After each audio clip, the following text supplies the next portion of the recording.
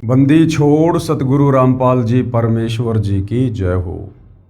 परम पिता परमात्मा सारी सृष्टि के रचनहार कुल मालिक असंख्य ब्रह्मांडों के स्वामी जगत गुरु तीनों लोकों में प्रवेश करके सबका धारण पोषण करने वाले राजाधिराज आत्माधार नाथों के नाथ देवों के देव महादेव सर्वेश्वर महेश्वर मृत्युंजय अजरो अमर आदि अनादि सनातनी प्रभु जगत पिता जगदीश्वर श्री श्री 1008 की उपाधि के वास्तविक अधिकारी अकाल मूरत शब्द स्वरूपी राम वासुदेव सर्वगतम ब्रह्म परम पूज्य प्रथम पूज्य परम संत परम पुरुष परम धनी परम दयालु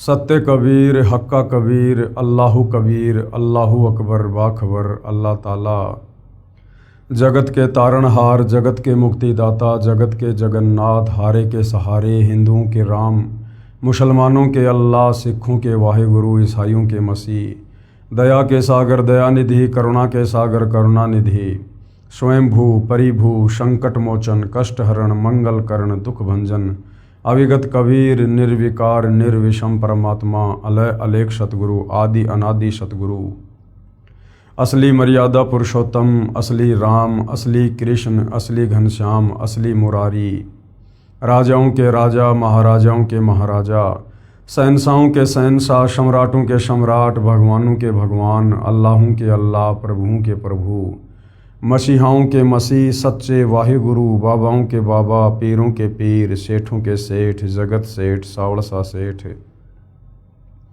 सर्वगुण संपन्न अनंत कोटि कलाओं के स्वामी अनंत कोटि ब्रह्मांडों के नायक योगियों में महायोगी ध्यानियों में महाध्यानी सिद्धों में परम सिद्ध ज्ञानियों में तत्व ज्ञानी ब्रह्म ज्ञानी महाज्ञानी परम ज्ञानी सर्वश्रेष्ठ ज्ञानी विज्ञानी युवा कबीर समर्थ कबीर असमवात अमित ओजा सच्चे रहनुमा करीम अल्लाह सुबहान अल्लाह दुनिया के अंतिम पैगंबर 8 सितंबर 1951 से गांव धनाना जिला सोनीपत हरियाणा भारतवर्ष की पावन भूमि पे प्रकट रियल कल की भगवान श्री नारायण साकार हरि श्री बाबा साहेब नूर अनंत परमात्मा सच्चे दरवेश सच्चे बाखबर संत शिरोमणि सतगुरु रामपाल जी परमेश्वर जी के चरण कमल में आप और हम सभी भाई बहनों का अनंत कोटि दंडवत प्रणाम।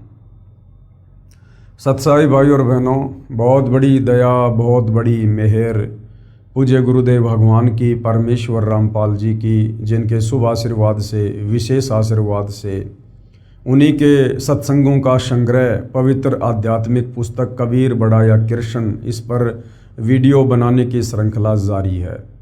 इसी श्रृंखला में आज हमारा ये 14वें नंबर का वीडियो है और इस पवित्र पुस्तक कबीर बढ़ाया कृष्ण इसके प्रत्येक वीडियो से हमें भक्ति मार्ग के विषय में अध्यात्म के विषय में वो सब कुछ जानने और समझने को उपलब्ध हो रहा है जिसकी तलाश हम आत्माओं को युगों युगों से थी सदियों से थी, किंतु तत्व ज्ञान के अभाव में हमारे नादान धर्मगुरु एकमात्र संस्कृत भाषा के विद्वान होने के चलते हमें इन धर्मशास्त्रों का सार निकाल कर नहीं दे पाए कि वास्तव में एक पूर्ण परमात्मा कौन है, किस पूर्ण परमात्मा की भक्ति करनी चाहिए, उसकी पूजा विधि क्या है, जिस कारण से सदियों से शास्त्र विरुद्ध साधना करने के चलते हमारे पूर्वज भी प्रेत योनियों को प्राप्त हुए और वर्तमान में हमारे नादान धर्मगुरु वही शास्त्र विरुद्ध साधना करवाकर हमें भी उन्हीं के पास उन प्रेत योनियों में भेजने की पूरी तैयारी कर रहे थे। भला हुआ पूज्य गुरुदेव सतगुरु रामपाल जी का जिन्होंने सर्वधर्मों के सर्वधर्म शास्त्रों का सार निकाल कर सत्संगों के माध्यम से पवित्र पुस्तकों के माध्यम से परमात्मा चाहने वाली आत्माओं के समक्ष सार्वजनिक कर दिया। अब भाई और बहनों, जिन्होंने वास्तव में परमात्मा चाहिए पूर्ण मोक्ष चाहिए उन आत्माओं के लिए तो किसी भी प्रकार का कोई भी संशय कोई भी शंका भक्ति मार्ग की सतगुरु रामपाल जी ने नहीं छोड़ी है। यदि आप ध्यान से YouTube पर उनके सत्संग सुनेंगे, टीवी चैनल पर सुनेंगे या उनके कर कमलों द्वारा लिखित पुस्तकों को पढ़ेंगे तो सर्व धर्मशास्त्रों से सर्व प्रमाण देखकर आप जी दांतों तले उंगली दबाएंगे कि अध्यात्म का जो खजाना हमारे धर्म ग्रंथों में छुपा हुआ था वो आज तक हमें हमारे धर्मगुरु नहीं बता पाए। अब सतगुरु रामपाल जी ने पूरे विश्व के मानव समाज पर रजा की है, दया की है। तो बुद्धिमान व्यक्ति उनकी रजा का भरपूर फायदा भी उठाएगा। अन्यथा ये मनुष्य जन्म जो केवल परमेश्वर प्राप्ति के लिए मिलता है, 184 योनियां भोगने के बाद मिलता है, शास्त्र विरुद्ध साधना करके हम इसको फिर से यूं ही बर्बाद करके चले जाएंगे और योगों योगों इस काल के कोलू में पिसते रहेंगे, असहनीय पीड़ा भोगते रहेंगे। तो भाइयों और बहनों, पवित्र पुस्तक कबीर बड़ा या कृष्ण, इस पर हमारा जो टॉपिक चल रहा है वो है जनता की अदालत। और जनता की अदालत के ऊपर ये जितने भी वीडियो बन रहे हैं, वीडियो नंबर 5 से जनता की अदालत में मामला चला था। किस बात को लेकर कि हु इज सुप्रीम गॉड, सर्वशक्तिमान एक परमात्मा कौन है, कबीर बड़ा या कृष्ण। 5 नंबर वीडियो से शुरू हुआ था और आज हमारा ये 14वें नंबर का वीडियो है और आगे भी इस विषय पर वीडियो बनेंगे।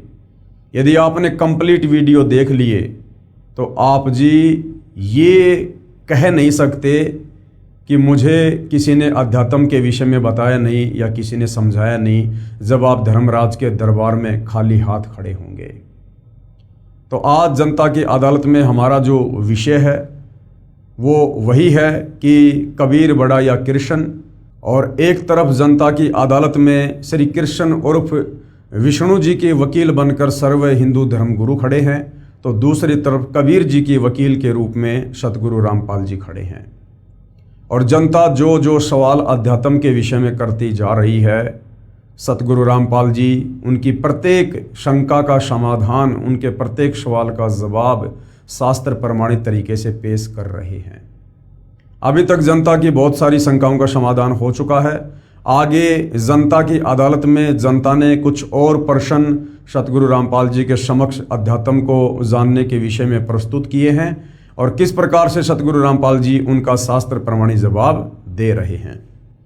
तो पवित्र पुस्तक कबीर बड़ा या कृष्ण, जनता का अगला सवाल है, क्या क्षर पुरुष यानी जो नाशवान है, जो जन्म और मरण में है, जिसको ब्रह्म भी कहते हैं, जिसको काल कहते हैं, जिसने गीता का ज्ञान श्री कृष्ण जी में प्रेतवत प्रवेश करके दिया था, ब्रह्मा विष्णु महेश का पिता, दुर्गा का पति, ये क्षर पुरुष ब्रह्म।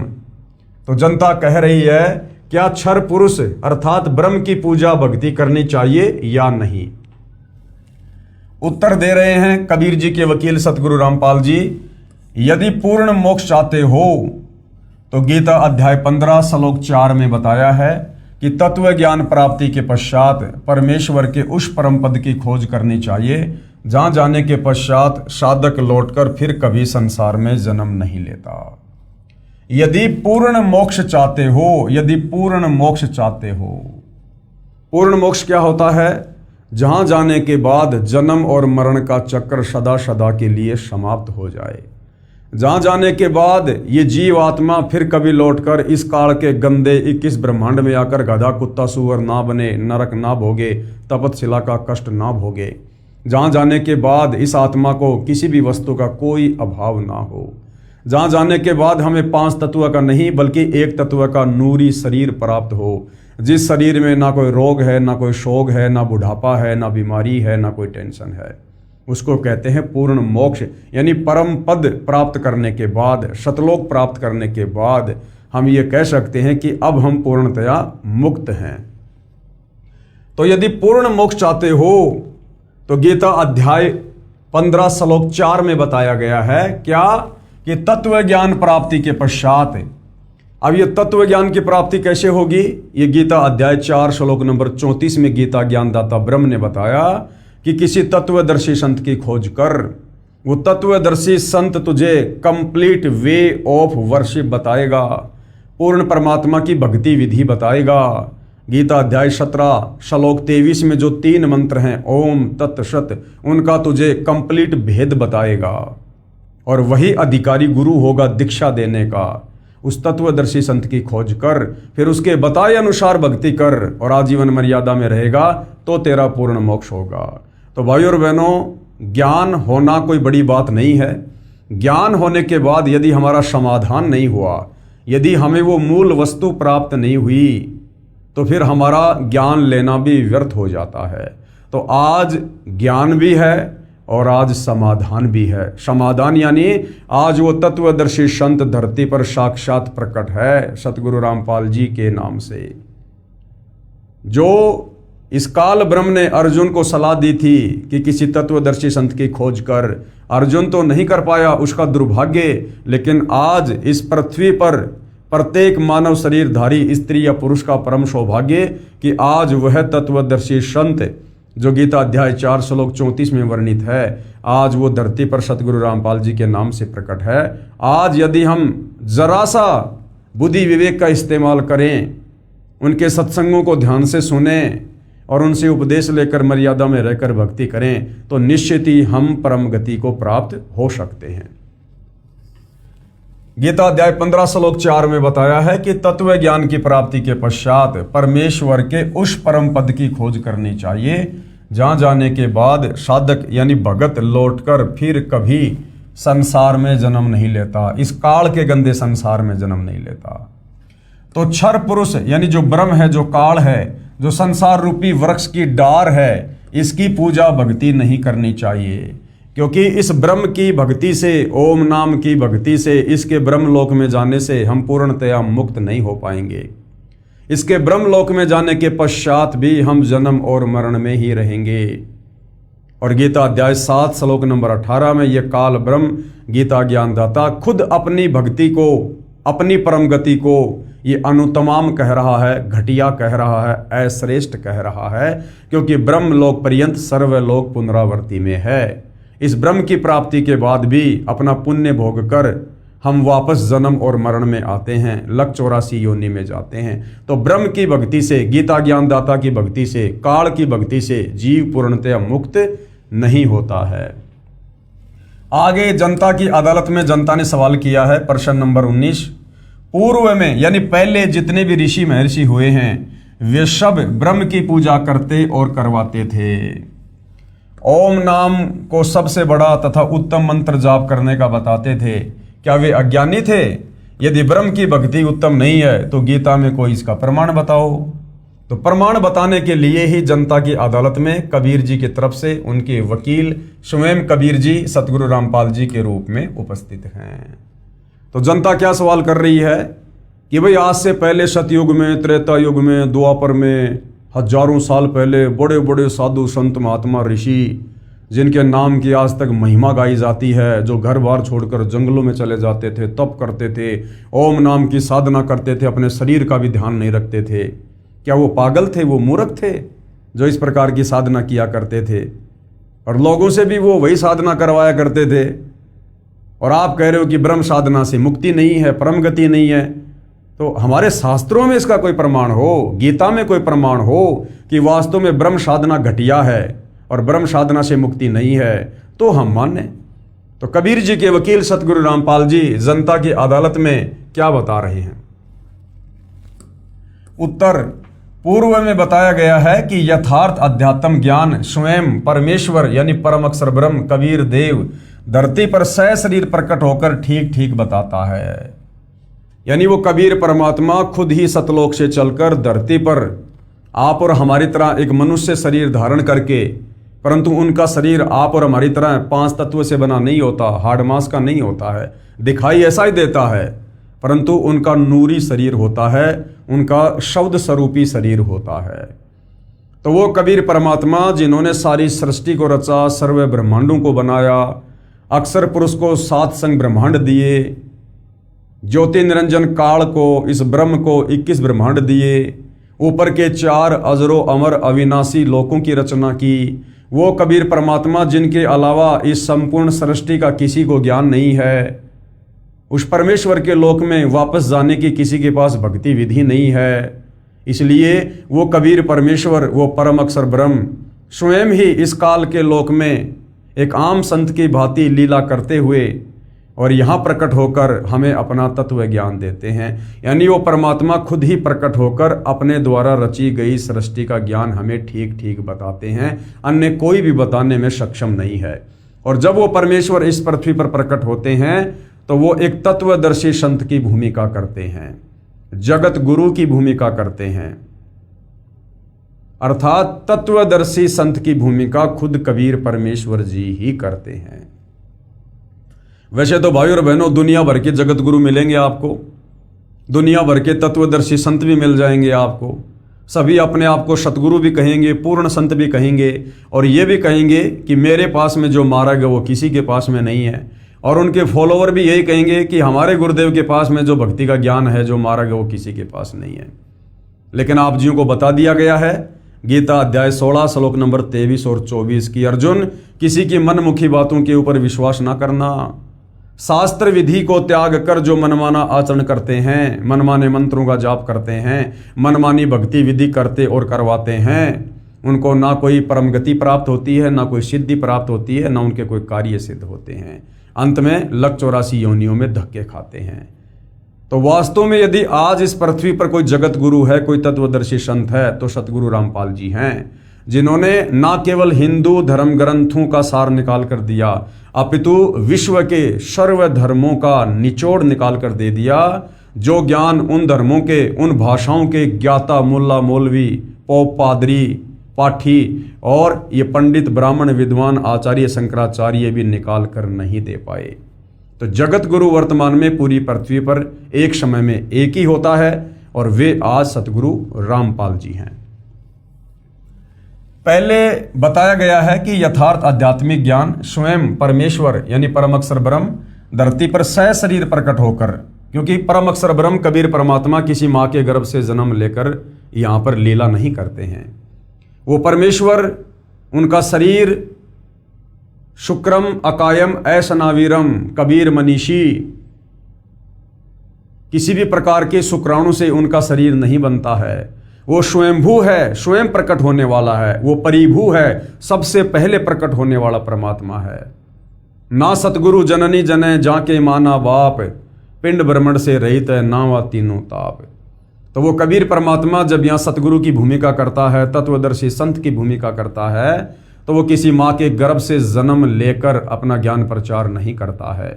वो परमेश्वर समर्थ है, वो सक्षम है आप और हमारी चरम दृष्टि को धोखा देते हुए, इस काल बलि को धोखा देते हुए वो परमेश्वर लीला चाहे जो मर्जी करे, परंतु वास्तव में वो किसी माँ के गर्भ से जन्म लेकर जेल में लिपट कर शरीर से बाहर नहीं आता है।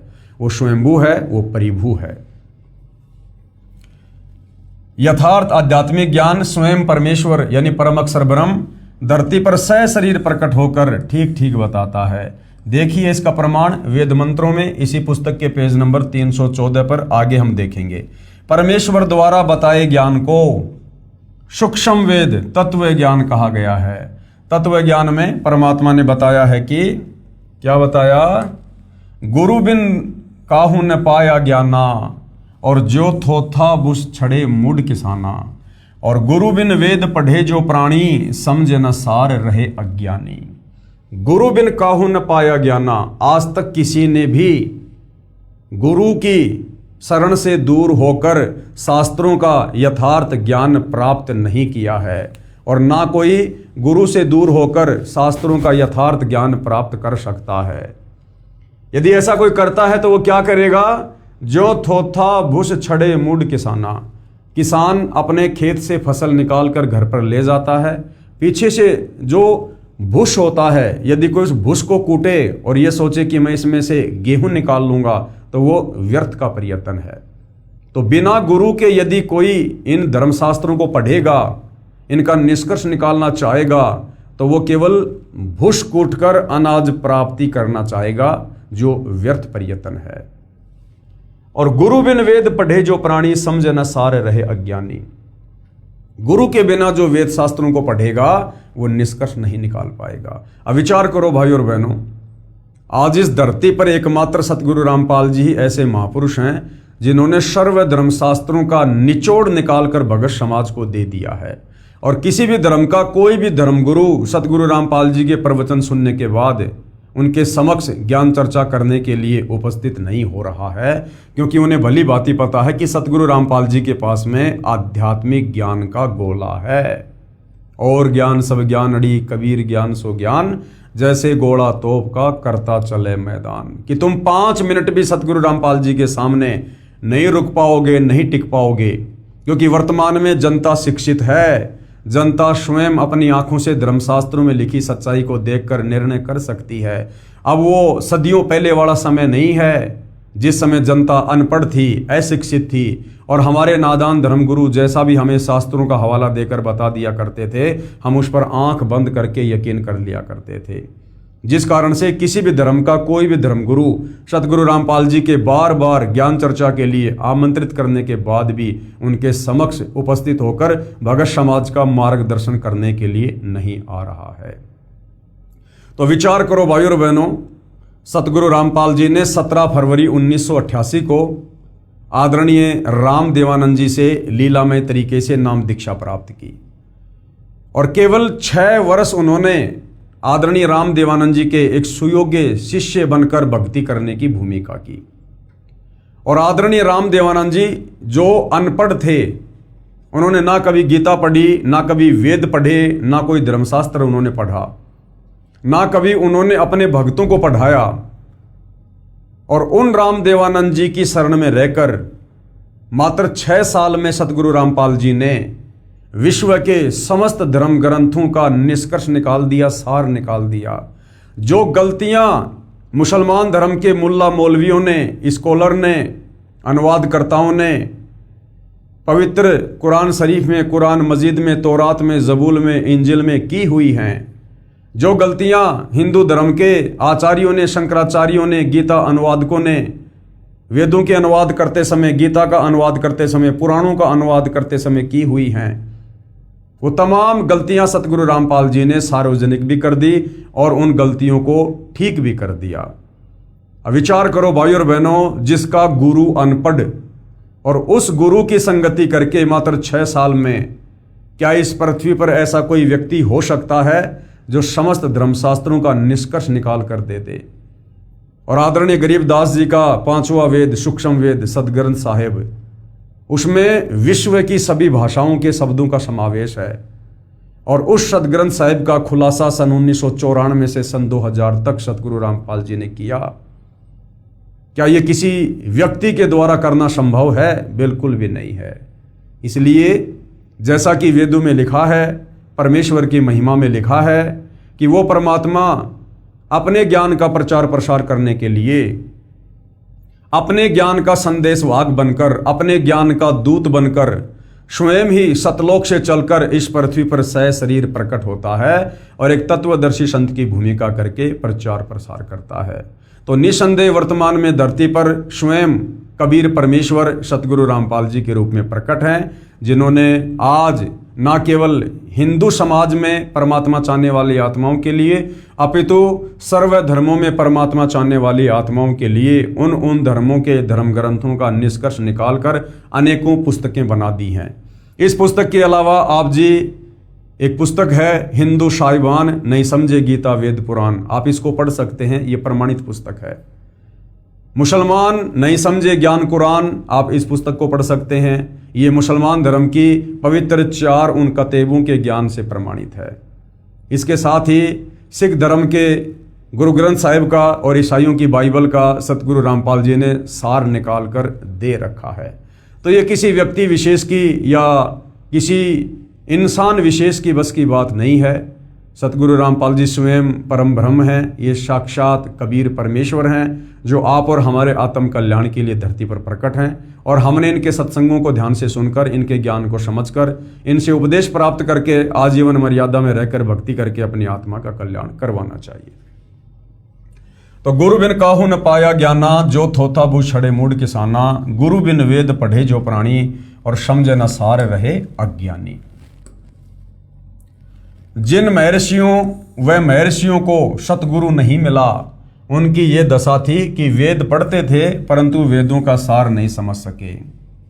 सर्वप्रथम 21 ब्रह्मांड में वेद सागर मंथन के दौरान इस ब्रह्म ने काल ने श्री ब्रह्मा जी को दिए। ब्रह्मा जी ने 4 वेदों को पढ़ा, परंतु ब्रह्मा जी भी 4 वेदों का सार आज तक नहीं समझ पा रहे। आज तक ना श्री विष्णु जी समझ पा रहे, ना श्री शंकर जी समझ पा रहे। तो सोचिए भाइयों और बहनों, फिर नीचे 21 ब्रह्मांड में, तीनों लोकों में और कौन प्राणी है जो इन वेदों को पढ़कर इनका निष्कर्ष निकाल सकता है। और सतगुरु रामपाल जी ने निष्कर्ष निकालकर सार्वजनिक भी कर दिया है। तो सतगुरु रामपाल जी कोई सामान्य व्यक्ति या संत नहीं, ये साक्षात परम ब्रह्म परमेश्वर हैं। जिन महर्षियों व ऋषियों को सतगुरु नहीं मिला, उनकी ये दशा थी कि वेद पढ़ते थे परंतु वेदों का सार नहीं समझ सके। उदाहरण के लिए श्री देवी पुराण सचित्र मोटा टाइप, गीता प्रेस गोरखपुर से प्रकाशित, इसके 6 स्कंद के 4थे अध्याय में पेज नंबर 425 में लिखा है, क्या लिखा हुआ है कि सतयुग के ब्राह्मण यानी विद्वान लोग, महर्षि लोग जो आध्यात्मिक क्षेत्र में जनता का मार्गदर्शन करते हैं, उनको ब्राह्मण कहते हैं। ब्राह्मण सोई जो ब्रह्म पहचाने और पंडित सोई जो पिंड की जाने। ये जो जातिगत हिसाब से ब्राह्मण और पंडित हैं, यहाँ पर इन लोगों की बात नहीं हो रही है। ये वर्तमान के ब्राह्मण पंडित, कोई अपना नौकरी करता है, कोई अपना व्यापार करता है, कोई बिजनेस करता है, ये लोग आध्यात्मिक रूप से किसी का मार्गदर्शन नहीं करते हैं। इसलिए शास्त्र में जहाँ जहाँ भी पंडित और ये ब्राह्मण शब्द है, ये उन लोगों के लिए है जो आध्यात्मिक क्षेत्र में गुरु बनकर लोगों का मार्गदर्शन करते हैं। तो कहा गया है कि सतयुग के ब्राह्मण यानी महर्षि वेद के पूर्ण विद्वान होते थे और श्री देवी दुर्गा की पूजा करते थे, देवी का मंदिर गांव गांव बनवाते थे। जबकि चारों वेदों में पवित्र गीता जी में श्री देवी दुर्गा की पूजा करने का कोई विधान नहीं है, ना देवी का मंदिर बनाकर पूजा करने का कोई विधान है। फिर ये हमारे नादान धर्म गुरु आचार्य, ये महर्षि जन, ये ऋषि जन, ये वेदों के विपरीत साधना भगत समाज से करवा रहे थे। ये इनका अपना मनमाना आचरण था, जबकि इनको परम विद्वान की संज्ञा दी जा रही है वेद व्यास जी के द्वारा। जबकि ये देवी दुर्गा की पूजा करते थे और करवाते थे, अर्थात शास्त्र विधि को त्याग के मनमाना आचरण ये हमारे महर्षि जन, ये विद्वान लोग, ये ब्राह्मण लोग, ये सतयुग से करते आ रहे हैं, सतयुग से। इसलिए भाइयों और बहनों, आज तक पूरे विश्व का मानव शास्त्र विरुद्ध साधना करके और भयंकर तरीके से काल के जाल में फंसा हुआ है, जन्म और मरण के चक्कर में पड़ा हुआ है, लख 84 योनियों में पीड़ा सहन कर रहा है। अब सतगुरु रामपाल जी ने आकर वो 9 मन उलझा हुआ सूत सुलझाया है, जो इन महर्षियों ने सदियों से उलझा रखा था। 9 मन सूत उलझिया ऋषि रहे झकमार, और सतगुरु ऐसा सुलझा दे फिर उलझे न दूजी बार। तो जो आध्यात्मिक ज्ञान इन महर्षियों ने पूरी तरह से उलझा रखा था, अपनी मनमुखी थ्योरी समाज में पेश करके और शास्त्रों का हवाला देकर कि हम जो भी कुछ बता रहे हैं, जो भी कुछ भक्ति कर रहे हैं, ये शास्त्रों में लिखा है। अब सतगुरु रामपाल जी ने आकर इसको सुलझाया है और अब ये इस कलयुग में दोबारा से उलझने वाला नहीं है, भले कोई भक्ति करियो या ना करियो। कि सतयुग के ब्राह्मण यानी महर्षि वेद के पूर्ण विद्वान होते थे और श्री देवी दुर्गा की पूजा करते थे, देवी का मंदिर गांव गांव बनवाते थे। विचार किया जाए, वेदों में तथा गीता में कहीं नहीं लिखा है कि श्री देवी दुर्गा जी की पूजा करो और उसके मंदिर बनवाओ। ऋषि जन पढ़ते थे वेद और कर्म सब वेद विरुद्ध करते थे, तो क्या खाक विद्वान थे। पेश है इसका प्रमाण श्रीमद देवी भागवत यानी देवी पुराण के स्कंद 6 से संबंधित प्रकरण की फोटोकॉपी। ये देखिएगा भाइयों और बहनों, ये श्री देवी पुराण है यानी श्रीमद देवी महापुराण है, ये मद देवी भागवत, इसका 6वां स्कंद है। जन्मेजय ने पूछा, महाभाग किस युग में कैसा धर्म का स्वरूप है, इस संपूर्ण विषय को विशेष रूप से बताने की कृपा करें। जन्मेजय ने श्री वेदव्यास जी से पूछा कि मुझे सतयुग के बारे में, त्रेता युग के बारे में, द्वापर के बारे में बताइए कि उस समय धर्म किस प्रकार से होता था, लोग क्या क्या भक्ति करते थे, क्या क्या पूजा पाठ किया करते थे, भक्ति भाव की क्या स्थिति थी। तो वेदव्यास जी क्या बोले, राजन ये निश्चय है कि सतयुग में ब्राह्मण वेद के पूर्ण विद्वान थे। ये वेदव्यास जी के अपने खुद के विचार हैं, ये शास्त्रों में नहीं लिखा हुआ है कि सतयुग के ब्राह्मण विद्वान वेदों के पूर्ण विद्वान थे। नहीं, ये वेदव्यास जी के अपने विचार हैं जो जन्मेजय जी को बता रहे हैं। देखिएगा, राजन, ये निश्चय है कि सतयुग में ब्राह्मण वेद के पूर्ण विद्वान थे। उनके द्वारा निरंतर भगवती जगदम्बा की आराधना होती थी, जबकि वेदों में कोई जिक्र नहीं है जगदम्बा की भक्ति का। भगवती का दर्शन करने के लिए उनका मन सदा लालायित रहता था। गायत्री के ध्यान, प्राणायाम और जप में वे अपना सारा समय व्यतीत करते थे। यानी अपना अनमोल समय और श्वासें वो लोग बर्बाद किया करते थे, व्यर्थ किया करते थे। माया बीज का जप करना उनका प्रधान कार्य था। माया बीज का जप यानी दुर्गा जी का जाप। अब भाइयों और बहनों, ये माया बीज का जाप, ये दुर्गा जी का जाप ना चारों वेदों में है ना गीता जी में है। चारों वेद और गीता में केवल इस ब्रह्म तक की साधना का मंत्र है ओम। यजुर्वेद अध्याय 40 मंत्र 10 और गीता अध्याय 8 श्लोक नंबर 13 केवल एक ओम मंत्र है इस ब्रह्म साधना का। इसके अलावा और कोई मंत्र जाप करने का नहीं है। इसके अलावा गीता अध्याय 17 श्लोक 23 में ओम तत्सत, ये 3 मंत्र हैं। ये सांकेतिक हैं, कोड वर्ड में हैं। ये केवल तत्वदर्शी संत ही बता सकता है। ये पूर्ण ब्रह्म परमेश्वर की पूजा का मंत्र है। और हमारे ये विद्वान लोग, ये वेदों के ज्ञाता लोग, वेदों को पढ़ने वाले, ये माया बीज का जाप करते थे, यानी दुर्गा जी के मंत्रों का जाप करते थे। तो इन्होंने मनमुखी रूप से दुर्गा जी के मंत्र बना रखे थे। प्रत्येक गांव में शक्ति मंदिर का उद्घाटन हो, यानी दुर्गा का मंदिर बने, इस विषय की उनके मन में बड़ी उत्सुकता थी। धर्म की यही स्थिति त्रेता में भी रही, यानी वही पाखंड पूजा, वही मनमाना आचरण जो सतयुग में था वो त्रेता युग में भी चलता रहा। परंतु कुछ हाश हो गया, यानी गिरावट आ गई। फिर लोग इन देवी देवताओं की पूजा पे आ गए। सतयुग की जो स्थिति थी वह द्वापर में विशेष रूप से कम हो गई। राजन, उन प्राचीन युगों में, सतयुग में, त्रेता युग में और द्वापर में, उन प्राचीन युगों में जो राक्षस समझे जाते थे, जो निकम्मे आदमी समझे जाते थे, जो लोगों को भक्ति नहीं करने देते थे, भक्ति में बाधा डालते थे, उनको राक्षस कहते थे। उन प्राचीन युगों में जो राक्षस समझे जाते थे वे कली में, यानी वर्तमान इस कलयुग में ब्राह्मण माने जाते हैं। यानी वर्तमान के जो ब्राह्मण हैं, जो धर्म गुरु हैं, वो चाहे किसी भी धर्म के हैं, मुल्ला, मौलवी, पोप, पादरी, पाठी, आचार्य, शंकराचार्य, संत, महंत, मंडलेश्वर।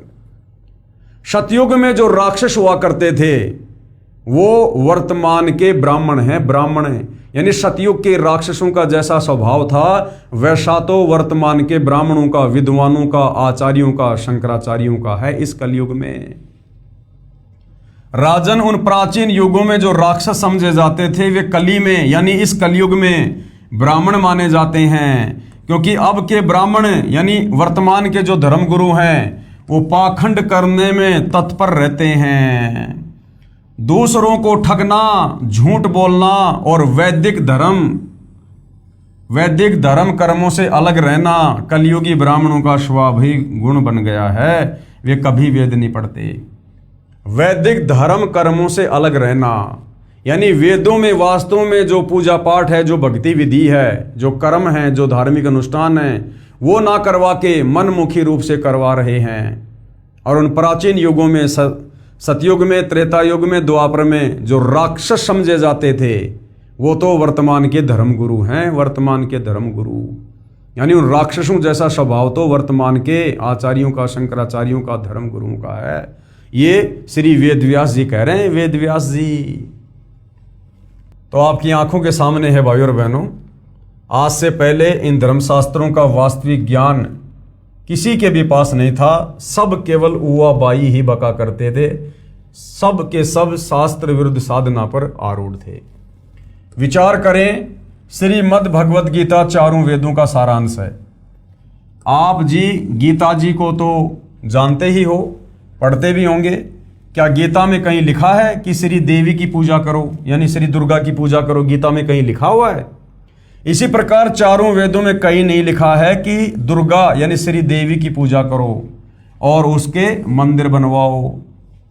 तो क्या समझा वेदों को उन महर्षियों ने? जनता की अदालत में जनता ने सवाल किया था कि प्राचीन युगों से हमारे बड़े बड़े विद्वान, साधु, संत, महात्मा, महर्षि जन ये ब्रह्म साधना करते हुए आ रहे थे और लोगों से भी करवा रहे थे। फिर आप कैसे कह सकते हो कि ब्रह्म साधना से मुक्ति नहीं हो सकती? तो आप जी की आंखों के सामने है। श्रीमद् देवी भागवत महापुराण यानी देवी पुराण के 6 स्कंद में क्लियर कर दिया गया है कि सतयुग के ब्राह्मणों को यानी विद्वानों को भी, महर्षियों को भी शास्त्रों का ज्ञान नहीं था, वेदों का ज्ञान नहीं था। वो भी धर्म कर्म से बहुत दूर बैठे हुए थे और मनमाना आचरण कर और करवा रहे थे। तो क्या खाक विद्वान थे सतयुग के महर्षि? सतयुग के महर्षि। भाइयों और बहनों, अब जाकर हमें ये क्लियर हुआ है, ये रोशनी हुई है इस तत्व ज्ञान की टोरस से कि हम जिनको बड़े बड़े परम विद्वान, बड़े बड़े महर्षि और आचार्य शंकराचार्य समझा करते थे, वो तो भक्ति और भगवान की ABCD के पास भी नहीं थे। ABCD के पास भी उन्हीं महर्षियों का मनमाना विधान है। ओम नाम सबसे बड़ा अर्थात उत्तम है, जो कहते थे कि ब्रह्म पूजा भक्ति सर्वश्रेष्ठ है। जो ब्रह्म की पूजा इष्ट देव मानकर करते थे वे अज्ञानी थे। उनकी ब्रह्म साधना अनुत्तम गति देने वाली है, यानी उससे भी मोक्ष नहीं है। विशेष ये दशा तो सतयुग के ब्राह्मणों की थी, यानी वेदों के विरुद्ध साधना, धर्मशास्त्रों के विरुद्ध साधना, वेदों के विरुद्ध पूजा पाठ कर्म कांड धार्मिक अनुष्ठान, ये स्थिति तो सतयुग के ब्राह्मणों की थी। अब सोचो भाई और बहनों, वर्तमान के ये जो कलयुग के ब्राह्मण हैं, जो कलयुग के गुरुजन हैं, इनकी क्या स्थिति होगी? ये तो बिल्कुल बट्ठा बैठाने पर तुले हुए हैं, बट्ठा बैठाने पर समाज का। ये दशा तो सतयुग के ब्राह्मणों की थी। कलयुग के ब्राह्मणों यानी शंकराचार्य ब्राह्मण हैं, अन्य कर्म कांड भी अधिकतर ब्राह्मण ही करते और करवाते हैं, तथा जो अन्य गुरुजन है वे उन्हीं कलयुगी ब्राह्मणों से सुना अज्ञान प्रचार करते हैं। इन कलयुग के गुरुजनों यानी ब्राह्मणों के विषय में इसी श्री देवी भागवत पुराण की फोटोकॉपी में बताया है कि जो सतयुग में राक्षस माने जाते थे वैसे तो कलयुग के ब्राह्मण हैं वर्तमान के धर्मगुरु, क्योंकि अब के ब्राह्मण प्राय पाखंड करने में तत्पर रहते हैं। दूसरों को ठगना, झूठ बोलना और वैदिक धर्म कर्म से अलग रहना कलयुगी ब्राह्मणों यानी धर्म गुरुओं का स्वाभाविक गुण बन गया है। और वर्तमान में आप जी देख भी रहे हो, सतगुरु रामपाल जी के अलावा सारे के सारे वेदों के विरुद्ध, गीता के विरुद्ध, पुराणों के विरुद्ध ही साधना कर और करवा रहे हैं। गीता जी में प्रमाण है, श्रीमद् देवी भागवत अध्याय 7 श्लोक 12 से 15 में तो बताया है कि जो तीनों गुणों यानी रजगुण ब्रह्मा, सतगुण विष्णु तथा तमगुण शंकर की पूजा करने वाले, राक्षस स्वभाव को धारण किए हुए मनुष्यों में नीच दूषित कर्म करने वाले मूर्ख मुझे भी नहीं बसते। और एकमात्र सतगुरु रामपाल जी को छोड़कर वर्तमान में विशेषकर हिंदू समाज में जितने भी आचार्य शंकराचार्य और धर्मगुरु कथावाचक हैं, ये श्री ब्रह्मा विष्णु महेश की ही पूजा करते हैं और करवाते हैं। बल्कि उससे भी नीचे राधे राधे श्याम मिला दे, उससे भी नीचे भैरव भूत की पूजा करवा रहे हैं। इसीलिए गीता ज्ञानदाता ने, काल ब्रह्म ने गीता अध्याय 7 श्लोक नंबर 12 से 15 में ब्रह्मा विष्णु महेश और उससे नीचे इन देवी देवताओं की पूजा करने और करवाने वालों को 4 गालियां दी हैं। राक्षस स्वभाव को धारण किए हुए मनुष्यों में नीच दूषित कर्म करने वाले मूर्ख। और वही बात श्री देवी भागवत महापुराण में 6 स्कंद में कही गई है कि राजन, सतयुग में जो राक्षस समझे जाते थे वो तो कलयुग के ब्राह्मण हैं, ब्राह्मण हैं। तो भाइयों और बहनों, वर्तमान में शास्त्र अनुकूल भक्ति साधना सतगुरु रामपाल जी के अलावा इस पृथ्वी पर आपको कहीं भी देखने को नहीं मिलेगी। यही गीता ज्ञानदाता ने कहा है। फिर गीता अध्याय 7 के श्लोक 16 से 18 में गीता ज्ञानदाता ब्रह्म ने कहा है कि मेरी भक्ति 4 प्रकार से करते हैं। सबसे पहले कौन करते हैं? अर्थार्थी, आर्त, जिज्ञासु तथा ज्ञानी, यानी 4 प्रकार के लोग मुझ ब्रह्म की भक्ति करते हैं। फिर कहा है कि मुझे ज्ञानी अच्छा लगता है और ज्ञानी को मैं अच्छा लगता हूं। गीता अध्याय 7 श्लोक 18, इस श्लोक में गीता ज्ञानदाता ने कहा है कि ये ज्ञानी आत्मा है तो उदार यानी अच्छी, परंतु ये मेरी अनुत्तम गति अर्थात घटिया गति में आश्रित है। गीता अध्याय 7 श्लोक 18 गीता ज्ञानदाता काल ब्रह्म ज्योति निरंजन खुद अपनी भक्ति को, ओम नाम की साधना को भी अनुतमाम कह रहा है, अश्रेष्ठ कह रहा है। क्यों? क्योंकि ब्रह्म लोक जाने के बाद भी साधक पूर्णतया मुक्त नहीं हो पाता है, वापस जन्म और मरण में आता है। इसलिए खुद ये गीता ज्ञानदाता अपनी भक्ति को अनुत्तम कह रहा है। इस श्लोक गीता अध्याय 7 श्लोक 18 में गीता ज्ञानदाता ब्रह्म यानी काल स्वयं स्वीकार कर रहा है कि मेरी भक्ति से होने वाली गति अनुत्तम यानी अश्रेष्ठ है, घटिया है। उसके बाद गीता ज्ञानदाता ने अध्याय 7 श्लोक 19 में कहा है, बहुनाम जन्मानाम अंतते ज्ञानवान मान परपदते और वासुदेव सर्वम इति स महात्मा सुदुर्लभ है। क्या कहा है? अनुवाद, गीता ज्ञानदाता ब्रह्म ने कहा है कि मेरी भक्ति बहुत बहुत जन्मों के अंत में कोई ज्ञानी आत्मा करता है, अन्यथा अन्य देवी देवताओं व भूत पितरों की भक्ति में जीवन नाश करते रहते हैं। गीता ज्ञानदाता ने अपनी भक्ति से होने वाले लाभ अर्थात गति को भी गीता अध्याय 7 श्लोक 18 में अनुत्तम यानी घटिया बता दिया है। इसलिए गीता अध्याय 7 श्लोक 19 में कहा है कि ये बताने वाला महात्मा बड़ी मुश्किल से मिलता है कि वासुदेव ही सब कुछ है। वासुदेव यानी परम अक्षर ब्रह्म कबीर भगवान। वासुदेव यानी जिसका सारी सृष्टि में वास है, जिसका आधिपत्य पूरी सृष्टि पर है, जो सबका स्वामी है, उसको कहते हैं वासुदेव। कि ये बताने वाला महात्मा मुश्किल से मिलता है कि वासुदेव ही सब कुछ है, यानी वो तत्वदर्शी संतो बड़ी मुश्किल से मिलता है जो ये बताएगा कि वो परम अक्षर ब्रह्म कबीर देव ही पूजा के योग्य है और यही सबका सर्जनहार है, यही पापनाशक है, पूर्ण मोक्षदायक है और यही पूजा के योग्य है। यही वासुदेव ही कुल का मालिक अर्थात परम अक्षर ब्रह्म है। केवल इसी की भक्ति करो, अन्य की नहीं। गीता ज्ञानदाता अपनी भक्ति को तो गीता अध्याय 7 श्लोक नंबर 18 में घटिया बता रहा है और जस्ट अगले श्लोक में गीता अध्याय 7 श्लोक 19 में कह रहा है कि मुझ काल ब्रह्म की भक्ति ओम नाम के साथ में युगों युगों के बाद बहुनाम जन्मानाम अंतते ज्ञानवान माम परपदते, यानी मुझ काल ब्रह्म की ओम नाम की साधना भी बहुत बहुत जन्मों के अंत में कोई एकाध ही आत्मा करती है। और जो ये बता दे कि वासुदेव ही सब कुछ है, वासुदेव सर्वम इति स महात्मा सुदुर्लभ है, यानी वासुदेव यानी कबीर परमात्मा ही सब कुछ है, सारी सृष्टि का मालिक है, कुल का मालिक है, सबको रचने वाला है और वही पूजा के योग्य है। ये बताने वाला महात्मा तो बड़ा दुर्लभ है, यानी वो तत्वदर्शी संतो बहुत दुर्लभ है। और आज भाई और बहनों वो तत्वदर्शी संत बड़ा सुलभ है, फ्री में मिल रहा है, फ्री में। अरे मार्केट से नमक की थैली लेने जाओ तो वो भी 15-20 रुपए की मिलेगी। और वो तत्वदर्शी संत, ऋषि संत महात्मा ज्ञानी सतयुग त्रेता द्वापर में हजारों लाखों साल की उम्र हुआ करती थी, पूरा का पूरा जीवन उस परमात्मा की प्राप्ति में बिता दिया, उसकी छाया के दर्शन भी नहीं कर पाए और आज वो वासुदेव वो कबीर परमात्मा तत्वदर्शी संत के रूप में धरती पर सहज में उपलब्ध है। तो भाई और बहनों अगर जरा भी बुद्धि रखते हो तो सतगुरु रामपाल जी के सत्संग प्रवचन सुनना शुरू कर दो और अपनी आत्मा के कल्याण के लिए उनसे दीक्षा लेकर भक्ति शुरू कर दो, अन्यथा काल का षड्यंत्र बहुत भयंकर बताया है। युगों युगों दोबारा हमारा दाव नहीं लगेगा, मौका नहीं लगेगा। ये तत्वदर्शी संत खोजने से नहीं मिलता है, ये खुद आकर मिलता है, खुद। गीता ज्ञान दाता ने भी स्वयं कहा है कि हे अर्जुन, तू सर्वभाव से उस परमेश्वर की शरण में जा। गीता अध्याय 18 श्लोक 62 में खुद गीता ज्ञानदाता क्या कह रहा है, अपने से अन्य उस परम अक्षर ब्रह्म की शरण में जाने की सलाह अर्जुन को दे रहा है। हे अर्जुन, तू सर्वभाव से यानी और सारी पूजा छोड़कर उस परमेश्वर की शरण में जा। उस परमेश्वर की कृपा से ही तू परम शांति को तथा सनातन परम धाम यानी सतलोक को प्राप्त होगा, यानी तेरा पूर्ण मोक्ष होगा। यह गीता अध्याय 18 श्लोक 62 तथा 66 में प्रमाण है।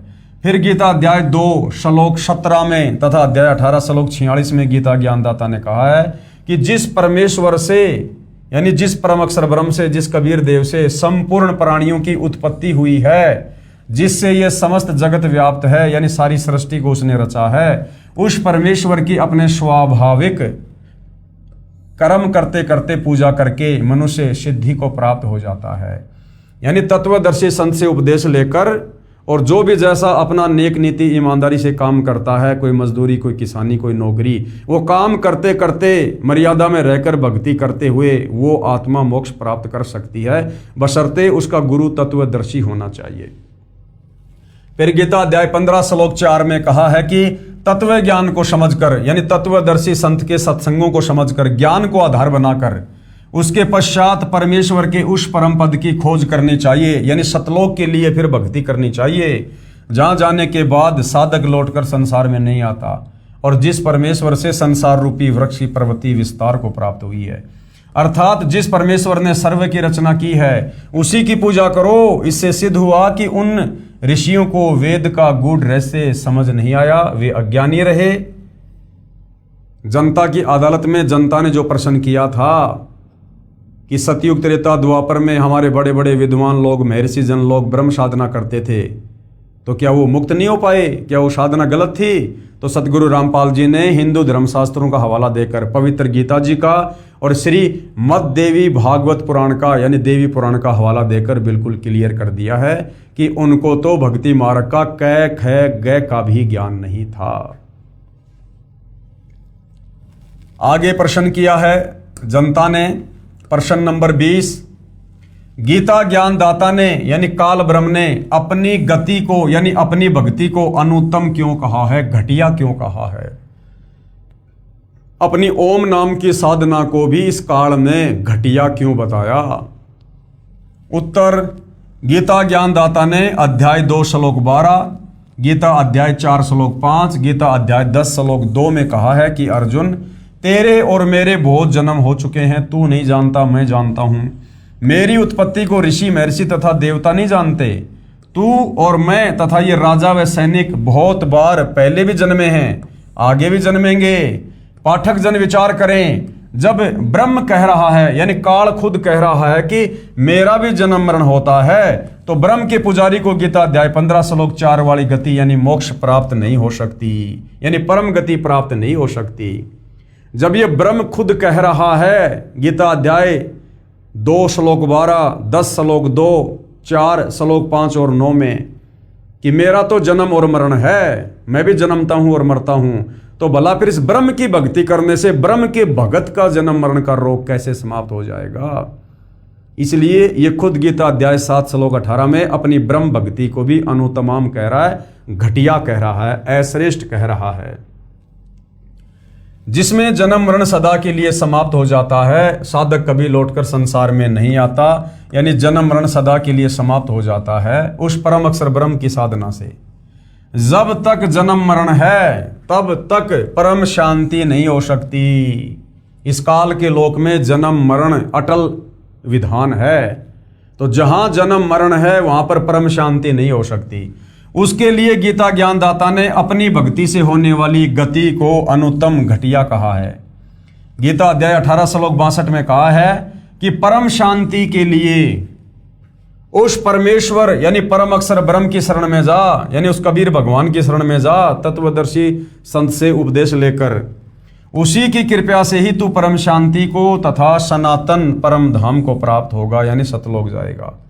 और गीता अध्याय 8 श्लोक 5 व 7 में गीता ज्ञानदाता ने कहा है कि मेरी भक्ति करेगा तो युद्ध भी करना पड़ेगा। जहां युद्ध है वहां शांति नहीं होती, परम शांति का घर दूर है। इसलिए गीता ज्ञानदाता ने अपनी गति को यानी अपनी भक्ति को ओम नाम के जाप से होने वाला लाभ अनुत्तम यानी घटिया बताया है। जनता की अदालत में अध्यात्म में रुचि लेती हुई जनता ने फिर और सवाल किया है। प्रश्न नंबर 21, आपने प्रश्न नंबर 13 के उत्तर में कहा है कि पूर्ण मोक्ष की प्राप्ति के लिए ब्रह्मा विष्णु शिव गणेश तथा देवी और क्षर ब्रह्म व अक्षर ब्रह्म की साधना करनी पड़ती है। दूसरी ओर कह रहे हो कि ब्रह्मा विष्णु शिव अन्य देवता हैं, क्षर ब्रह्म भी पूजा भक्ति योग्य नहीं है, केवल परम अक्षर ब्रह्म की ही पूजा भक्ति करनी चाहिए। तो क्या उत्तर दिया है सतगुरु रामपाल जी ने? उत्तर, पहले तो यह स्पष्ट करता हूं कि पूजा तथा साधना में क्या अंतर है। पूजा और साधना में क्या अंतर है? जो ये कहा गया है ना कि पूर्ण मोक्ष प्राप्ति के लिए आपने ब्रह्मा विष्णु महेश की भी साधना करनी पड़ेगी, ब्रह्म की साधना भी करनी पड़ेगी, दुर्गा की साधना भी करनी पड़ेगी, और अक्षर पुरुष की साधना भी करनी पड़ेगी। तो गुरुदेव भगवान कह रहे हैं कि मैंने पूजा के लिए नहीं कहा, मैंने साधना के लिए कहा है। साधना और पूजा में रात और दिन का अंतर है। पूजा तो हमने परम अक्षर ब्रह्म कबीर देव की करनी है अपना इष्ट मानकर, परंतु जब तक हम यहाँ इस काल के लोक में फंसे हुए हैं, हमारे ऊपर इन सभी का ऋण चढ़ा हुआ है। इनका ऋण उतारने के लिए इनके मंत्रों का जाप करना पड़ेगा, और उन मंत्रों के जाप करने को साधना कहते हैं। साधना मजदूरी, ना कि पूजा। पहले तो ये स्पष्ट करता हूं कि पूजा तथा साधना में क्या अंतर है। प्राप्य वस्तु की चाह पूजा कही जाती है, यानी जिस वस्तु को हमने प्राप्त करना है, जिस वस्तु की हमें चाहत है, उसको पूजा कहा जाता है, तथा उसको प्राप्त करने के प्रयत्न को साधना कहते हैं। हमें जो वस्तु प्राप्त करनी होती है वो हमारी पूजा है, और उसको प्राप्त करने के लिए हम जो प्रयत्न करेंगे उसको कहते हैं साधना मजदूरी। जैसे किसी प्यासे व्यक्ति ने जल पीना है, अब वो जल उसका इष्ट है, उसे जल की चाहत है, जल उसकी पूजा है, जल उसका पूज्य है, लेकिन जमीन से जल बाहर निकालने के लिए जो मेहनत करनी पड़ेगी, जो प्रयत्न करना पड़ेगा, उसको साधना कहते हैं। जैसे हैंड पंप से यदि हमने जल निकालना है तो हैंड पंप में बोकी मारनी पड़ेगी, पाइप को ऊपर नीचे करना पड़ेगा, वो साधना होती है, ना कि पूजा। इसी प्रकार हमने परम अक्षर ब्रह्म को प्राप्त करना है, तो परम अक्षर ब्रह्म हमारा पूज्य देव है, हमने पूजा करनी है परम अक्षर ब्रह्म की।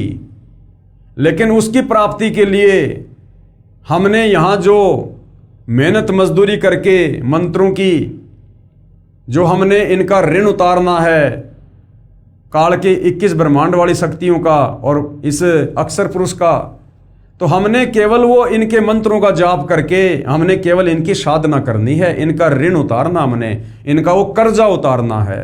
और जब इनका कर्जा उतर जाएगा तो ये हमें मुक्त कर देंगे, और फिर हमें वो वस्तु प्राप्त हो जाएगी जिसके लिए हम प्रयत्न कर रहे थे। जो प्राप्य वस्तु है उसकी चाह पूजा कही जाती है, तथा उसको प्राप्त करने के प्रयत्न को साधना कहते हैं। उदाहरण, जैसे हमें जल प्राप्त करना है, ये हमारा प्राप्य है, हमें जल की चाह है। जल की प्राप्ति के लिए हैंडपंप लगाना पड़ेगा। हैंडपंप लगाने के लिए जो जो उपकरण प्रयोग किए जाएंगे, बोकी लगाई जाएगी, ये प्रयत्न है, यानी साधना है। इसी प्रकार परमेश्वर का वह परम पद प्राप्त करना हमारी चाह है, जहां जाने के पश्चात साधक लौटकर संसार में नहीं आता, यानी सतलोक।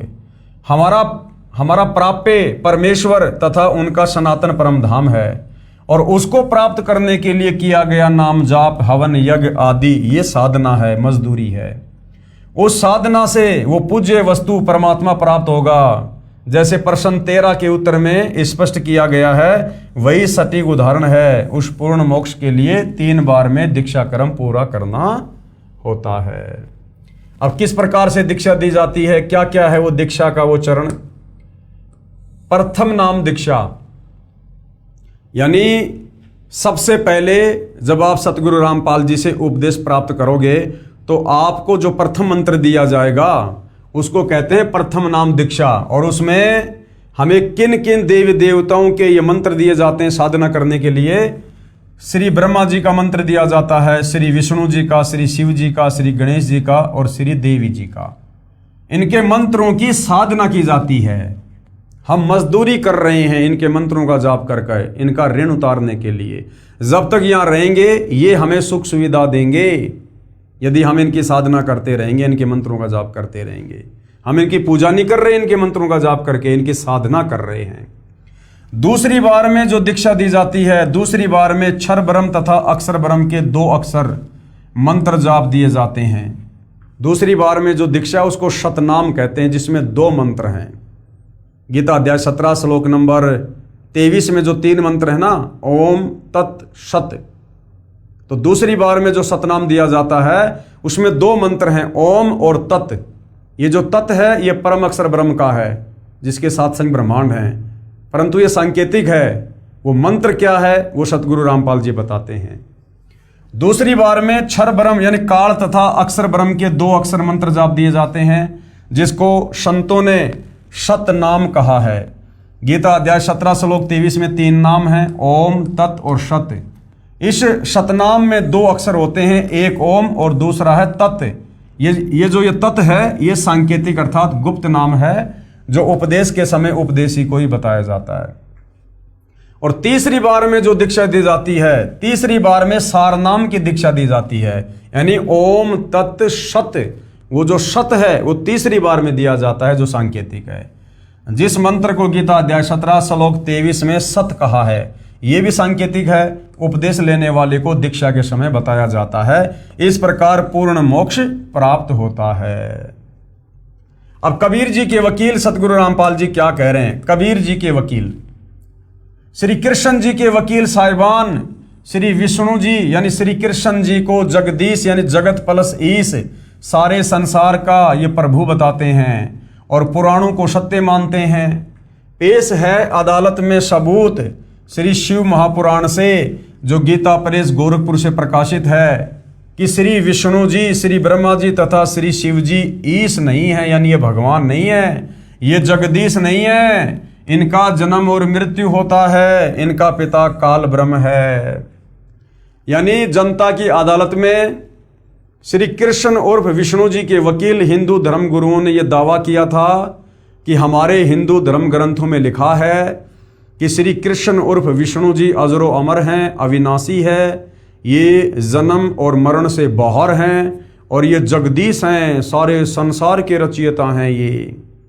तो सतगुरु रामपाल जी कह रहे हैं कि अब आपको हिंदू धर्म ग्रंथों से दिखाते हैं कि ब्रह्मा विष्णु महेश जगदीश नहीं है, ये ईश यानी भगवान नहीं है। देखिएगा कहाँ लिखा हुआ है।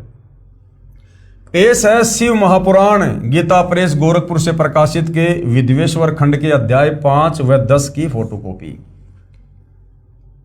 संक्षिप्त शिव पुराण, ये वही प्रकरण है भाइयों बहनों जो पहले हम पढ़ चुके हैं कि एक बार श्री ब्रह्मा और श्री विष्णु जी का युद्ध हो गया। और युद्ध किस बात को लेकर? श्री ब्रह्मा जी एक बार श्री विष्णु जी के पास गए तो विष्णु जी ने श्री ब्रह्मा जी का कोई विशेष आदर सत्कार नहीं किया, बैठे बैठे कह दिया आओ बैठो।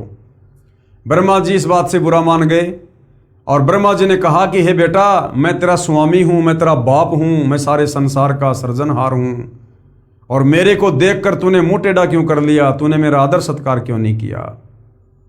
तो उधर से विष्णु जी बोले कि नहीं नहीं नहीं बेटा, मैं तेरा बाप हूं, मैं तेरा स्वामी हूं, तू अपने आप को कैसे चोरों की तरह संसार का मालिक कह रहा है? तू मेरे नाभि कमल से उत्पन्न हुआ है। अब इस बात को लेकर कि मैं भगवान, श्री ब्रह्मा और श्री विष्णु में आपस में भयंकर युद्ध छिड़ गया, मरने मारने को तैयार हो गए। उधर से इनके पिता काल ब्रह्म ज्योति निरंजन ने देखा कि अगर ये मेरे पुत्र आपस में इसी प्रकार से लड़ लड़ के मरेंगे तो सृष्टि रचना के कार्य को कौन संभालेगा? मेरे लिए जीवों की उत्पत्ति कौन करेगा? मेरे भोजन का क्या होगा? जो 1 लाख मानव शरीरधारी आत्माओं के सूक्ष्म शरीर से निकली वासना खाने का मुझे श्राप लगा हुआ है।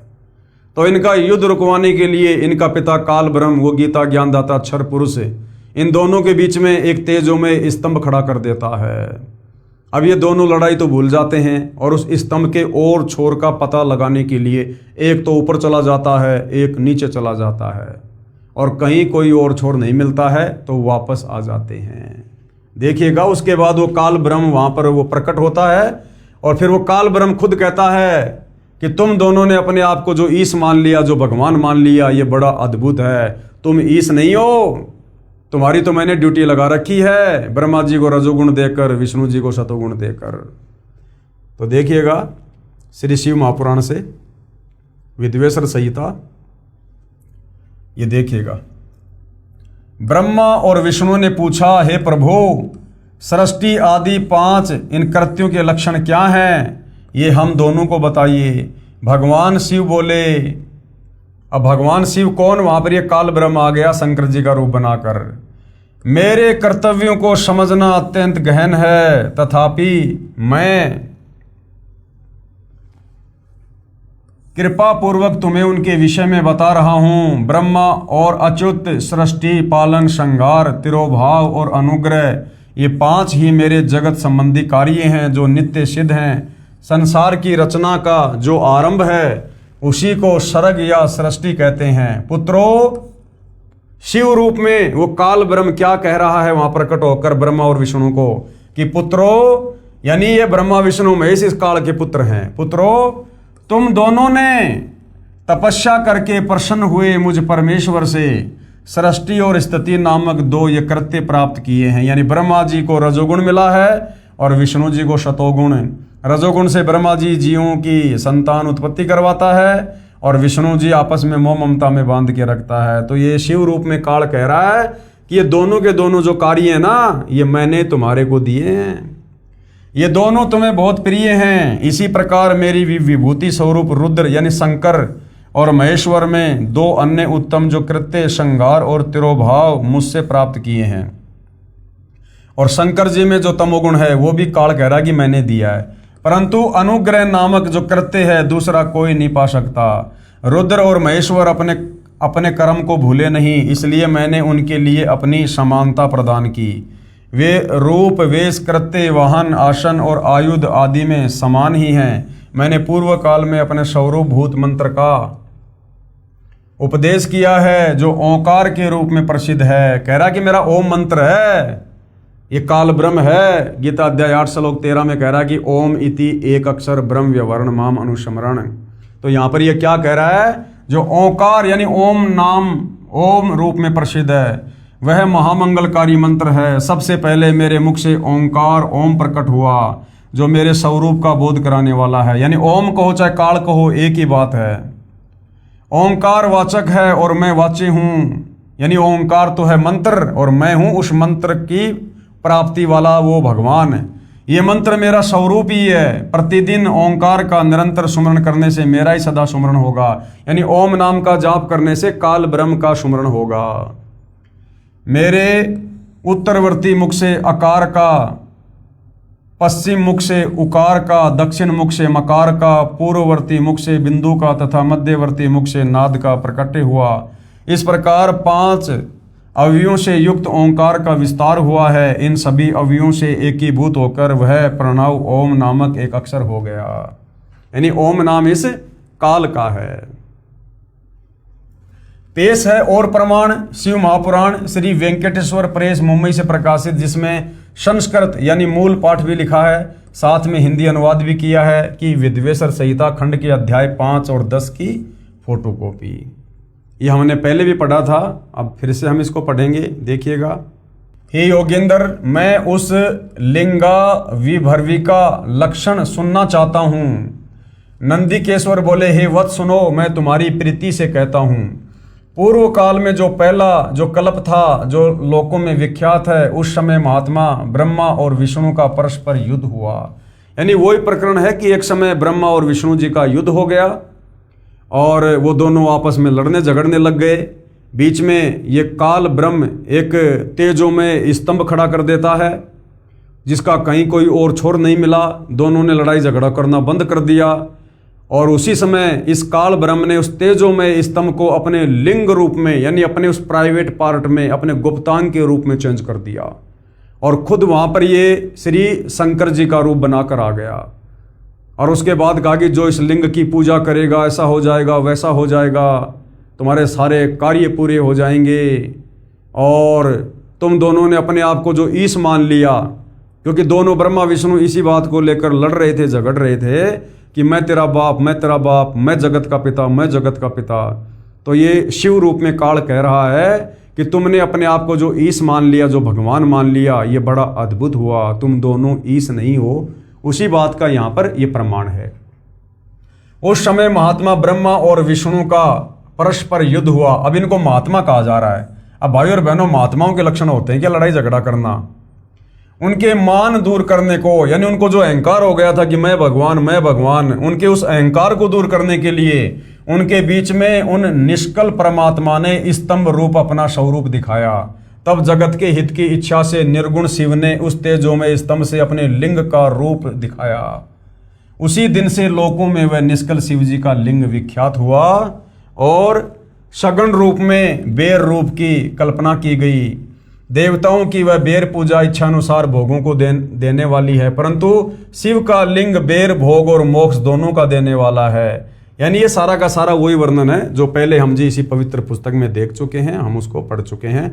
तो कहने का मतलब है, जनता की अदालत में जो सवाल जनता ने किया था, क्या ब्रह्मा विष्णु महेश ये परमात्मा नहीं है, ये ईश नहीं है, तो सतगुरु रामपाल जी ने श्री शिव महापुराण के विद्वेश्वर संहिता से ये क्लियर करके दिखा दिया है कि ये दोनों ईश नहीं है, ये भगवान नहीं है। श्री कृष्ण जी के वकील, अब जनता की अदालत में श्री कृष्ण जी के वकील क्या कह रहे हैं, हम चारों वेदों ऋग्वेद, यजुर्वेद, सामवेद तथा अर्थर्वेद, श्रीमद् भगवत गीता, 18 पुराणों, महाभारत ग्रंथ तथा श्रीमद् भगवत सुधा सागर को सत्य शास्त्र मानते हैं। इन्हीं सदग्रंथों को आधार मानकर ज्ञान बताते हैं तथा साधना बताते हैं। श्री कृष्ण उर्फ श्री विष्णु, श्री शिव जी, श्री देवी दुर्गा की पूजा करने को कहते हैं, श्राद्ध करना बताते हैं, देव पूजा करते हैं तथा करवाते हैं। तो कबीर जी के वकील सतगुरु रामपाल जी क्या कह रहे हैं? कबीर जी के वकील दास अदालत को बताना चाहता है कि श्रीमद् भगवत गीता अध्याय 16 श्लोक 23-24 में क्या कहा है। अध्याय 16 श्लोक 23 में क्या कहा गया है? जो पुरुष यानी जो व्यक्ति यानी साधक शास्त्र विधि को त्याग कर, यानी जो गीता और वेदों में लिखा हुआ है उसके विपरीत भक्ति करके शास्त्र विधि को त्याग कर अपनी इच्छा से मनमाना आचरण करता है, जो शास्त्रों में वर्णित साधना नहीं, वह साधना शास्त्र विधि त्याग कर स्वेच्छा से आचरण करना कहा है, वह न तो सिद्धि को प्राप्त होता है और न ही परम गति को और न सुख को प्राप्त होता है। तो ये श्री कृष्ण जी के वकील जितने भी हिंदू धर्म गुरु हैं जो हवाला देते हैं हिंदू धर्म ग्रंथों का और साधना कर रहे हैं मनमुखी मनमाना आचरण शास्त्रों के विरुद्ध, जो गीता अध्याय 16 श्लोक 23 के अनुसार बिल्कुल मनमाना आचरण है। सबूत के लिए पढ़िए गीता अध्याय 16 श्लोक 23 की फोटोकॉपी। गीता अध्याय 16 श्लोक 23 में क्या कहा गया है? ये शास्त्र विधिम उत्सृजे वर्तते काम कराता न स सिद्धिम आपनवंती न सुखम न पराम गतिम। यानी जो पुरुष, जो साधक, जो भगत शास्त्र विधि को त्याग कर, यानी गीता और वेदों में जो मंत्र हैं, जो भक्ति साधना है, उसको छोड़कर मनमुखी रूप से जो भक्ति साधना करते हैं, जो मंत्रों का जाप करते हैं, जो पुरुष शास्त्र विधि को त्याग कर अपनी इच्छा से मनमाना आचरण करता है, वह न सिद्धि को प्राप्त होता है, यानी उसकी भक्ति सिद्ध नहीं होती, सफल नहीं होती, न वो परम गति को यानी मोक्ष नहीं मिलता और न कोई सुख को प्राप्त होता है, यानी जो भाग्य में वही मिलेगा, भाग्य से अधिक उसको प्राप्त नहीं हो सकता। गीता अध्याय 16 श्लोक 24 में फिर क्या कहा गया है कि हे अर्जुन, तेरे लिए कर्तव्य यानी जो साधना करनी चाहिए, जिन मंत्रों का जाप करना चाहिए, और अकर्तव्य यानी जो साधना नहीं करनी चाहिए, उसके लिए शास्त्र ही प्रमाण है। किसी धर्म गुरु के मनमुखी विचारों से भक्ति नहीं करनी चाहिए। हमारे शास्त्रों में क्या लिखा है, गीता और वेदों में क्या लिखा है भक्ति और भगवान को लेकर, साधना को लेकर, हमने वो साधना उस विधि से करनी चाहिए। तो पवित्र गीता जी में तो भाई ये लिखा कि सबसे पहले तो तत्वदर्शी संत की खोज करो, गीता अध्याय 4 श्लोक नंबर 34 में।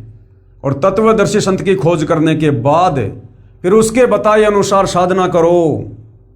फिर वो तुम्हें क्या मंत्र देगा? गीता अध्याय 17 श्लोक 23 में जो 3 मंत्र हैं, ओम तत्सत, वो तुम्हें 3 बार में उन तीनों मंत्रों की दीक्षा देगा। तुम्हें धार्मिक अनुष्ठान बताएगा, तुम्हें यह बताएगा कि तुम्हारा इष्ट कौन है, पूज्य देव कौन है, तुम्हें भक्ति की मर्यादा बताएगा, नियम बताएगा। तो उस तत्वदर्शी संत के बताए अनुसार भक्ति साधना करने से परम शांति मिलेगी, पूर्ण मुक्ति मिलेगी। अन्यथा यह मनमाना आचरण करने से कुछ नहीं होगा सिवाय काल का कष्ट भोगने के। ऐसा जानकर तू शास्त्र विधि से नियत कर्म कर, यानी शास्त्रों में जो नहीं लिखा है वो ना कर, जो शास्त्रों में वर्णित है वही साधना कर। पढ़िए प्रमाण के लिए गीता अध्याय 16 श्लोक 24 की फोटोकॉपी। ये देखिएगा भाई और बहनों, ये श्लोक आप जियों के सामने है। तस्मात् शास्त्रम प्रमाणम ते कार्य व्यस्तितो ज्ञात्वा शास्त्र विधि नोक्तम कर्म कर्तुम इह अहर्षि। इससे तेरे लिए इस कर्तव्य और अकर्तव्य की व्यवस्था में शास्त्र ही प्रमाण है। यानी कौन से भक्ति कर्म करने चाहिए और कौन से भक्ति कर्म नहीं करने चाहिए अर्जुन, इसके लिए शास्त्र ही प्रमाण है। किसी धर्म गुरु की मनमुखी बातों के हिसाब से भक्ति मत करना। ये जो राधे राधे श्याम मिला दे, हरे राम हरे कृष्णा, ओम नमः भागवते वासुदेवाय नमः और दुनिया भर के लाखों करोड़ों नाम जाप देते हैं, ये सब मनमुखी हैं। जो भक्ति की असली विधि है वो गीता जी में बताई गई है, जो अब सतगुरु रामपाल जी ने निकाल कर दे दी है। यानी कहने का मतलब है, वर्तमान में यदि किसी को काल के 21 ब्रह्मांड से, जन्म मरण के रोग से, लक 84 योनि की पीड़ाओं से बाहर निकलना है तो सतगुरु रामपाल जी की शरण में आकर उनको अपना गुरु बनाकर उनके बताए अनुसार साधना अंतिम श्वास तक मर्यादा में रहकर करने से ही पीछा छूटेगा। दूसरा कोई ऑप्शन, कोई तरीका नहीं है। गीता वेदों व पुराणों में भी पितर व भूत पूजा मोक्षदायक नहीं बताई। अब क्या कहा गया है, गीता, चारों वेदों और 18 पुराणों में ये जो पितर पूजा है, हमसे जो श्राद्ध निकलवाए जा रहे हैं, जो ये पितरों की पूजा करवाई जा रही है, भूत पूजा मोक्षदायक नहीं बताई है। पवित्र ग्रंथ गीता जो चारों वेदों का सार है और वर्तमान में जो भक्ति साधना हमारे धर्म गुरु हमसे करवा रहे हैं, 99% हिंदू समाज आज भी कर रहा है। शास्त्र विधि को त्याग कर मनमाना आचरण, ये सारी भक्ति पूजा साधना गीता जी में व्यर्थ बताई है, ये मनमाना आचरण बताया है।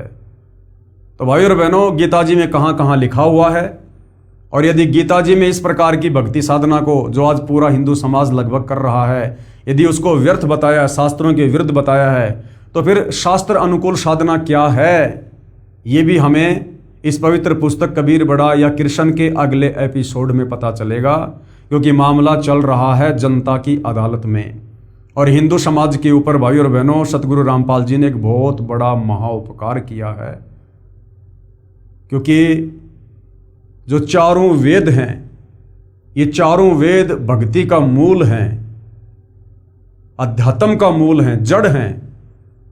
और आपका सौभाग्य कि आपका जन्म हिंदू समाज में हुआ है। इस हिंदू धर्म में जन्म होने के कारण आप जी वेदों के समर्थक हैं, गीता जी के समर्थक हैं। भले आपने कभी वेद नहीं पढ़े, गीता नहीं पढ़ी, लेकिन जब इनका जिक्र आता है तो ऑटोमेटिक आत्मा इनको स्वीकार करती है। तो हिंदू धर्म में जन्म होने के कारण ये आपके लिए बहुत ही बड़ा ये प्लस पॉइंट है कि आप बहुत जल्दी भक्ति और भगवान को समझ सकते हो, आप भक्ति पर लग सकते हो, आप मोक्ष प्राप्त कर सकते हो। ये चारों वेद पूरे विश्व के मानव समाज के लिए हैं। ये वर्तमान में जो मुसलमान हैं, सिख हैं, ईसाई हैं, यहूदी हैं, जितने भी धर्म हैं, इन सब ने वेदों के अनुसार ही भक्ति साधना करनी चाहिए। और यदि मोक्ष प्राप्त करना है तो करनी होगी, क्योंकि ये वेद सतयुग में ब्रह्मा जी ने अपने वंशजों को दिए थे, मनु आदि को। और सतयुग, त्रेता और द्वापर युग तक कोई धर्म नहीं था, हम सब सनातनी थे, वैदिक साधना करते थे। अब आप और हम सभी इंसानों को आपस में बांट दिया गया इस काल के द्वारा, क्षर पुरुष के द्वारा, क्योंकि ये भक्ति युग है। इस समय परमात्मा ने धरती पर प्रकट होकर अपना ज्ञान प्रचार करना था, आत्माओं का मोक्ष करना था। ये ब्रह्म, ये काल इस बात से भली भांति परिचित है, क्योंकि परमात्मा और काल का एग्रीमेंट हुआ था। इसलिए इसने हम इंसानों को आपस में डिवाइड कर दिया, धर्मों में अलग अलग पुस्तकें बनवा दी, अलग अलग हमारी विचारधारा बना दी, हमारा खान पान अलग अलग कर दिया, हमारे शास्त्रों को डिफरेंट कर दिया, हमारी भक्ति पूजा साधना अलग अलग कर दी, हमें आपस में उलझा दिया अपने षड्यंत्र के तहत, ताकि जब वो तत्वदर्शी सन धरती पर आए, अपना ज्ञान दे, तो उसकी बात कोई भी ना माने। सब अपने अपनी साधना को, अपने अपने धर्म को, अपने अपने शास्त्रों को सर्वश्रेष्ठ मानकर उस पर आरूढ़ रहें। लेकिन भाई और बहनों, इस काल का ये जो सुदृढ़ जो ये किला है, ये ढहाने के लिए ही परमात्मा धरती पर तत्वदर्शी संत बनकर आते हैं। तो ये काल उनके आगे बालक है, बच्चा है, नादान है, अबोध है। और ये इतना सारा सब कुछ जो ज्ञान दिया जा रहा है, ये भाई और बहनों आप और हम जीवों की बुद्धि को विकसित करने के लिए दिया जा रहा है। अन्यथा परमेश्वर रामपाल जी के लिए किसी का भी मोक्ष करना कोई बड़ी बात नहीं है। तुम कर दो पल में पार हो जा रजा तेरी। वो परमात्मा 1 सेकंड में चाहे तो सर्व पृथ्वी के प्राणियों को सतलोक लेकर जा सकता है, परंतु उस परमेश्वर के कुछ नियम हैं, कुछ उसूल हैं, कुछ विधान है, जो इस काल के 21 ब्रह्मांड बनाकर परमेश्वर ने वो नियम बनाए हैं, तो परमेश्वर अपने द्वारा बनाए नियम नहीं तोड़ता है। इसलिए आप और हमें ज्ञान समझाकर लेकर जाना चाहता है। इसलिए सतगुरु रामपाल जी आज इतना प्रयास कर रहे हैं, इतना संघर्ष कर रहे हैं, और उनके संघर्ष की सफलता इसी में है कि हम उनके ज्ञान को समझकर उनकी शरण में आकर अपनी आत्मा का कल्याण करवाएं, क्योंकि मनुष्य जन्म केवल आत्मा के कल्याण के लिए मिलता है, और तत्वदर्शी संत हम आत्माओं के कल्याण के लिए ही आते हैं, प्रकट होते हैं। तो भाई और बहनों, जनता की अदालत में जो मामला चल रहा है, कबीर बड़ा या कृष्ण, इस मुद्दे पर हम अगले वीडियो में और विस्तार से जानकारी प्राप्त करेंगे, और इसी प्रकार से हम अपने धर्मशास्त्रों में लिखी सच्चाई से परिचित हो जाएंगे। हमारी आत्मा अंत में स्वीकार कर लेगी कि वर्तमान में हमें जो साधना हमारे नादान धर्मगुरुओं के द्वारा करवाई जा रही है, ये बिल्कुल व्यर्थ है, यूजलेस है, निरर्थक है, इसके कोई मायने नहीं है। और जो साधना सतगुरु रामपाल जी हमें बता रहे हैं, यही वो उत्तम साधना है जिससे हमारी आत्मा का कल्याण होगा। तो भाइयों और बहनों, आज के वीडियो में केवल इतना ही। परमेश्वर हम सबको आज्ञा दे, सद्बुद्धि दे, हमारा मार्गदर्शन करें, भ्रम ने भटकने से बचाएं। बंदी छोड़ सतगुरु रामपाल जी परमेश्वर जी की जय हो।